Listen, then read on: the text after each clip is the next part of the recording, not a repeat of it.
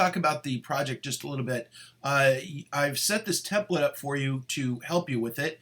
Some of you will find it easily and some of you won't, so let's just go through that real quick. If you go to week 2, readings and media, you'll see down here a spreadsheet example of master budget is under videos. I'm going to move this over a little bit so you can see it. So under videos, it's spreadsheet example of a master budget is a video. That video will take you to YouTube and you'll get a video that looks like this. So that should help you walk through this spreadsheet. So you go down here, see this link at the bottom under supplemental materials, master budget spreadsheet example. And I should change that to template. I'll try to change that to template. And when you see that template, it looks like this. This is the template, and that video walks you through how to put formulas into this template. Now, there's a specific reason that I have it set up this way, because this allows much easier analysis going forward, and it is very, very important you do it this way for your project, and I'll show you why. It should be pretty obvious. All the data is up here at the top. So please put all the data into the top, and then when the data changes, you change the data here, and it will flow all the way through all of the tables. So if you reference the cell that see B7 down here in a table, and you just simply says equals B7, you'll get the answer from, or you'll get the whatever the contents are of that cell. If you type in 8 here, you can't adjust it going forward. So this is very important that you don't type anything in here except reference to these cells or formulas that modify the cells. So this would never be 8. It's going to always be this B7 here to reference whatever it is. And of course, budget unit cells. The answer isn't 8. I just use that as an example. So now that you understand that, this is crucial for your project, and it was important in your week 2 homework, and it's also really crucial in your project because what you're going to end up doing is changing these sales numbers up here.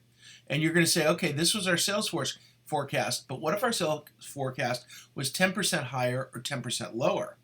And so we're going to adjust these.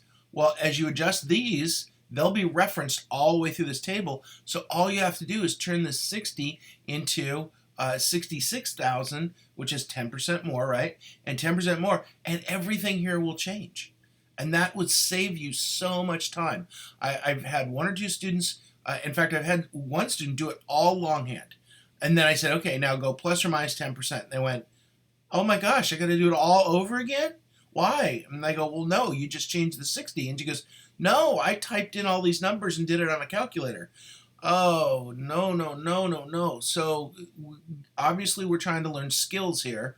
It's not so much the numbers are all right. I mean, the numbers should be right, but it's learning the skill. The skill with Excel is you put your data in and then you do calculations by referencing the data. That way you can just change the data from 8 to 9 and it changes down here at 9. And that's the key. That's the secret to Excel, is being able to run a multitude of analysis very quickly by just changing one number. It's 10, enter, it's 10. So this is what we strive to do here, is learn how to set this up properly, learn how to set your formulas up properly. Now, having said that, there's an easy way for me to check and for you to check whether you've put your formulas in. So if I just do, here's chapter 8 with a bunch of filled in data. And so as I look at this, I'm going to zoom in so you can see this. As I look at this, there's, oh, you know what I did? Haha. I changed this to 10. It's not 10, it's 8. And it carried not only through this, but it carried through this. So I actually it showed here, which is not what I was looking for. So this is referencing the other cell. Nevertheless, once you've got all your numbers in here and they're all formulas, instead of clicking here and saying this is B7 and clicking here and saying this is C5, clicking here and saying this is B8, the easy way to do it is if you go to your keyboard and you hit Control accent mark. And if you hit Control accent mark, it turns your spreadsheet not from the numbers but to all of the formulas. So you can see that these are all formulas. There's no numbers in here at all.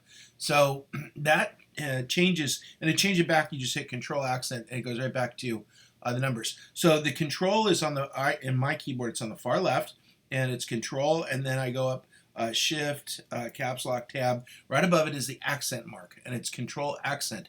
At least it is on a Mac. I think it's the same on a PC. If you just if you have trouble with finding how to get these formulas to pop up, just Google Excel convert to formulas or show formulas, and it'll show you how to do it.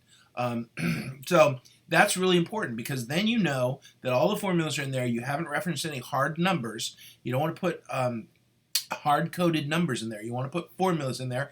And if there's any number in here, you want to reference it. You want to just reference it as a cell from your data above. That's really, really important. Walk through the template.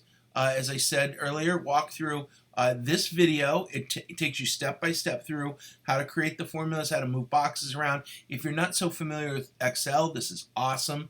Well, I did it, so I shouldn't say it's awesome. I think it'll help you. I shouldn't tout my own stuff like that. So I think this will be very helpful for you.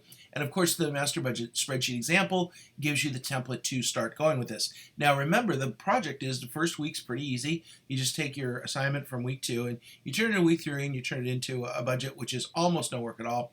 And then the next week, we're going to go plus or minus 10%. Well, the plus or minus 10% will be really easy if all you have to do is change these numbers. You're going to have to do a little bit more than change these numbers, but if all you have to do is change these numbers and a few other little things, it'll be much easier. If you try to do it as 3 different spreadsheets and do it all differently with coding numbers in here, oh no, you're creating way too much work. Now, clearly, this is a skill building exercise. This one budget is not crucial to you, but what is crucial to you is learning how to set this up. So everything you ever do in the future, you do data, then you do tables and analysis. Then if you ever change the data, the analysis changes. So we're skill building here. And so this is a skill worth having. I wouldn't be wasting your time if it wasn't. It's absolutely worth having. For the rest of your career, you'll go, oh, I got that spreadsheet thing. I know what I'm doing. And everybody, I would suggest that 95% of the people that run across my class do not do it this way naturally. And this is so helpful. Set your data up, then do your table and your analysis. Then you can change your data, and the analysis will automatically change. So you can just, the adjustment period is instantaneous, and I think you'll find this extremely helpful. Obviously, I'm always available by text. I've said it a million times. I'll say it again. 24/7, 365. Monster Joe's Truck and Tow does not close. So I am always available to you. If I can't get back to you because I'm sleeping or whatever else I'm doing, I'll get back to you as soon as I possibly can. So text is the fastest way. If you're doing your homework and you have a problem and you're thinking about, oh, I don't quite know how to do this, that's when you go, oh, but I have my professor sitting right next to me. All I have to do is text him, and he'll give me my answer, and then I can keep going. The thing about the way I like to think about it is the class isn't really easy, but I make it easy for you to keep moving forward.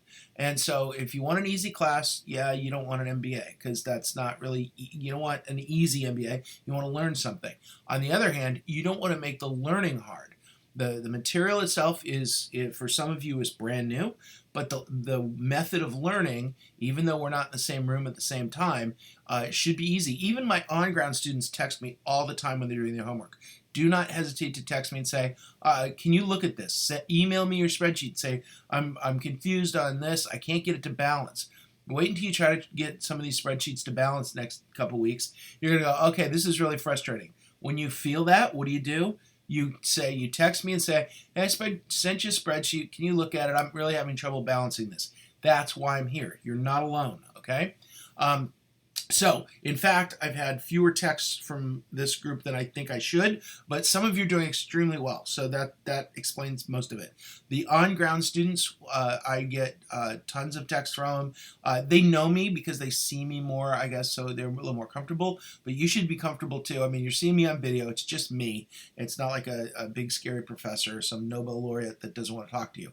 So anyway, that's what's going on here. I'm sorry for the long video, but I wanted to make sure we're all clear on the project and what you need to do, because the first couple that showed up, they had numbers in here, and I don't want numbers. Or it's not that I don't want numbers. You don't want numbers in here. You want C equals 5, not 60,000.